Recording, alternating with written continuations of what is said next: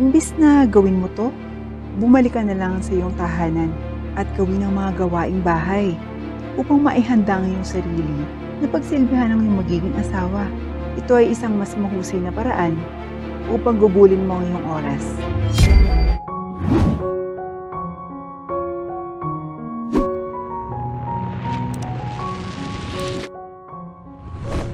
Pa, pupunta ka ba sa garahe mamaya? Sabi ng isang maliit na bata na nagngangalang Cheryl nang makita niyang may dalang toolbox ang kanyang ama. Ah, oo anak. Gusto mo bang sumama? Alok ng kanyang ama.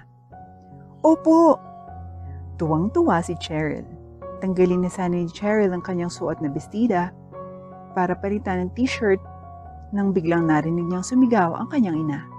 Cheryl, huwag kang sumama sa tatay mo. Papaluin kita kapag ginawa mo. Sigaw ng nanay ni Cheryl. Napalitan ng pagsimangot ang ngiti sa kanyang mukha dahil sa sinabi ng kanyang ina. Ma, pero gusto kong sumama kay Papa. Anong gagawin ko sa loob ng bahay na to? Reklamo ni Cheryl.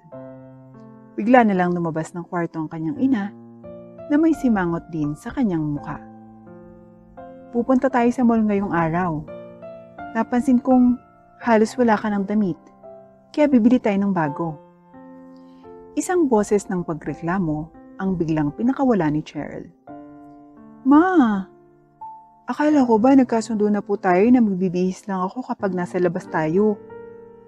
Nakasimangot na reklamo ni Cheryl. Alam niyo na po na hindi ako mahilig magsuot ng bestida. Sumusuot naman po ako para mapasaya kayo. Pag-amin ni Cheryl na nakakunot ang noo. Napabuntong hininga ang kanyang ina at umiwas ng tingin ng ilang segundo bago ibinalik ang tingin sa anak. Magpalit ka na ng damit. Madudumihan lang din yung bestida mo sa garahe. Sa wakas ay sumuko na ang nanay ni Cheryl. Sa isang segundo, muling napalitan ng ngiti ang nakasimangot na mukha ni Cheryl. Yay! Thank you, Mama! Sigaw ni Cheryl bago tumakbo papasok sa kwarto niya. Agad namang hinarap ng nanay ni Cheryl ang kanyang asawa. Alam mo, kasalanan mo to eh.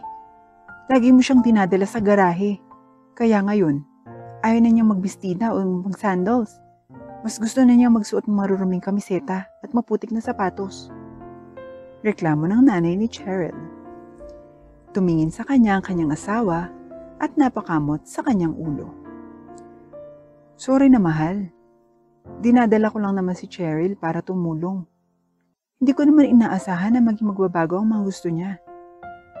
Pag-amin ng lalaki habang nahihiya pa rin at nakatingin sa malayo. Nagpakawala na lang ng buntong hininga ang asawa niya. O siya, maghahanda ako ng merienda para magkaroon kayo ni Cheryl ng makakain habang nagtatrabaho. Siguraduhin mo lang talaga na ligtas makakawi ang ating anak o sa labas ka talaga matutulog. Banta ng ina ni Cheryl na naging dahilan ng mabilis na pagtango ng asawa. Oo naman mahal, sabi ng lalaki habang bahagyang umiiwas ng tingin sa asawa. Siya nga pala, bibisita ang kapatid ko sa garahe mamaya kasama ang kanyang 2 anak na lalaki.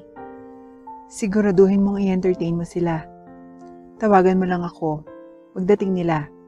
May kailangan kasi sila sa garahe. Ang tanging nagawa ng asawa niya ay tumango na lang.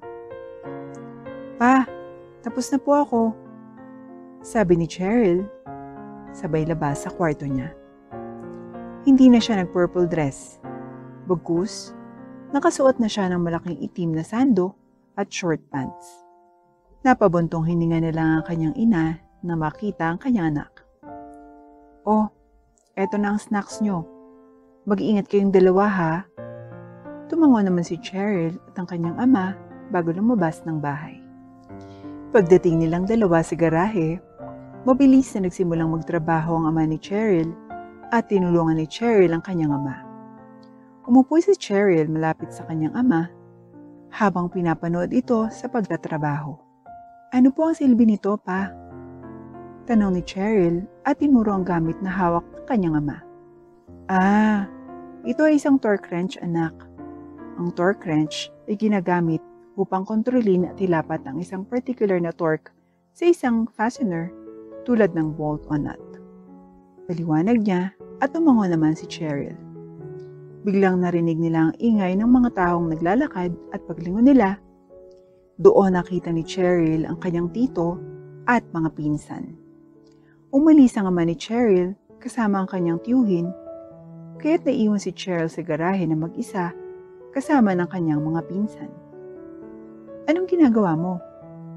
Curious na tanong ni Ronan. Tinutulungan ko yung aking ama na ayusin ang mga makinang ito. Ako ay nag-iensayo. Gusto kong maging mekaniko katulad ng aking ama. Nakangiting sabi ni Cheryl, pero nagulat siya nang tinawanan siya. Pero babae ka. Bakit gusto mo maging mekaniko? Sabi ni Ramon na may kasamang mapanuksong ngiti. Ano naman kung babae ako? Sabi ni Papa, pwede ako maging kahit anong gusto ko. Paliwanag ni Cheryl, pero tinawanan pa rin siya ni Ramon at Ronan. Cause, pakinggan mo ang aming payo. Imbis na gawin mo to, bumalik ka na lang sa iyong tahanan at gawin ang mga gawaing bahay upang maihanda ang iyong sarili na pagsilbihan ng iyong magiging asawa. Ito ay isang mas mahusay na paraan upang gugulin mo ang iyong oras. Pangako, inirekomenda ni Ronan, ngunit umiling si Cheryl para tumanggi. Sinabi ko na kay Mama na hindi ako magpapakasal. Kaya wala akong kailangan anumang paghandaan. Sabi ni Cheryl at dahil dito, nagpakawala ng malakas na tawa ang mga pinsan niyang sina Ramon at Ronan. Nagsisinungaling ka. Walang babaeng ayaw magpakasal. Pang-aasar ni Ronan na ikininis ni Cheryl. Kung gayon, ako ang unang babaeng hindi magpapakasal. Malakas na sabi ni Cheryl na may pagmamalaki at determinatong mukha na lalong nagpatawa kina Ramon at Ronan. Hindi ako magpapakasal at ako ang magiging pinakamagaling na mekaniko sa buong mundo. Sina Ramon at Ronan pagkatapos ay pumunta sa tabi ni Cheryl at inakbayan ang kanilang pinsan. Gusto mong maging mekaniko kahit babae ka? Wala kang makakamit dahil dyan, alam mo? Sabi ni Ramon. Oo, tama ang kapatid ko, pinsan. Hindi ka aasenso kung ipagpapatuloy mo ang kalokohang kaisipan mo. I suggest na maghanap ka na lang ng mayaman na asawa at hayaan mo siyang magtrabaho. Dapat, manatili ka na lang sa bahay, alagaan ang iyong mga anak at magluto para sa iyong asawa. Sabi ni Ronan. Nagpakawala na lang si Cheryl ng, minamalit niyo akong dalawa. Panoorin niyo ako. Magiging matagumpay akong mekaniko tulad ng aking ama at hindi ko kailangan ng lalaki para gawin yon. Sabi ni Cheryl na puno ng determinasyon. Hindi kumbinsido si Ramon at Ronan at bumalik sila at muling pinagtawanan ang kanilang pinsan. Hindi na sila pinansin ni Cheryl dahil alam niyang wala siyang magandang sasabihin. Ngunit kahit na matapos ang araw na iyon, hindi tumigil ang kanyang pinsan sa pangot niya sa kanya. Hindi ka magiging mekaniko, babae ka. Hindi ka kikita ng ganito. Hayaan mo na lang yung magiging asawa na magtrabaho para sa iyo. Ang mga lalaki ay dapat magtrabaho, habang ang mga babae ay dapat manatili lamang sa loob ng bahay. Ito ang mga katagang madalas sabihin sa kanya ng kanyang mga pinsan, ngunit pinili ni Cheryl na huwag makinig sa kanila at tinakpan na lang niya ang kanyang tenga. Isang araw, sa kanilang hapunan, tinatanong ng mga matatanda ang mga bata kung ano ang gusto nilang maging paglaki nila. Paglaki ko, gusto ko maging isang mayamang doktor, sabi ni Ramon. Ako po, gusto ko maging abogado. Palagi kong nakikita yung mga abogadong yun sa telebisyon at sa tingin ko ay talagang astig sila, kaya gusto kong maging katulad nila din, sabi naman ni Ronan. At sa wakas, ay oras na para sabihin ni Cheryl kung anong gusto niyang maging. Magsasalita na sana siya nang pigilan siya ni Ramon. Gusto kong maging mekaniko ni Cheryl, mga tita at tito. Napakatanga niya talaga. Sinabi ko na sa kanya na pwede na lang niyang hayaang magtrabaho ang magiging asawa niya. Pero hindi talaga siya nakikinig. Dismayadong sabi ni Ronan na parang iniindika na may ginawang mali si Cheryl. Kaya kong maging kahit anong gusto ko. Hindi ko hahayaang pagtawanan ako ng mga bully na tulad mo. Biglang sabi ni Cheryl na puno ng galit. Pamangkin, umupo ka. Mas matanda sa iyo ang mga pinsan mong si Ronan at Ramon, kaya't igalang mo sila. Biglang sabi ng isa sa mga tita ni Cheryl.